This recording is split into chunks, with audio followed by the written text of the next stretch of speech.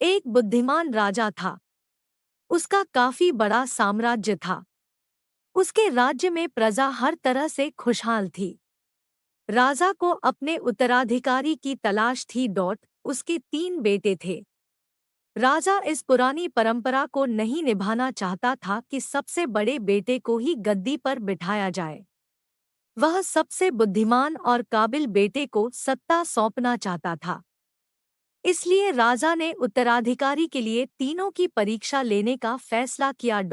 राजा ने तीनों बेटों को अलग-अलग दिशाओं में भेजा। उसने हर बेटे को सोने का एक-एक सिक्का देते हुए कहा कि वे इसे ऐसी चीज। पहले बेटे ने सोचा कि पिता तो सठिया चुके हैं। इस थोड़े से पैसे से इस महल को किसी चीज से कैसे भरा जा सकता है। इसलिए वह एक मैखाने में गया, शराब पी और सारा पैसा खर्च डाला। राजा के दूसरे बेटे ने इससे भी आगे सोचा। वह इस नतीजे पर पहुंचा कि शहर में सबसे सस्ता तो कूड़ा कचरा ही है। इसलिए उसने महल को कचरे से भर दिया।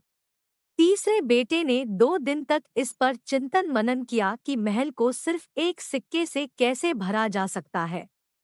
वह वाकई कुछ ऐसा करना चाहता था जिससे पिता की उम्मीद पूरी होती हो। उसने मोमबत्तियां और लोबान की बत्तियां खरीदी और फिर पूरे महल को रोशनी और सुगंध से भर दिया।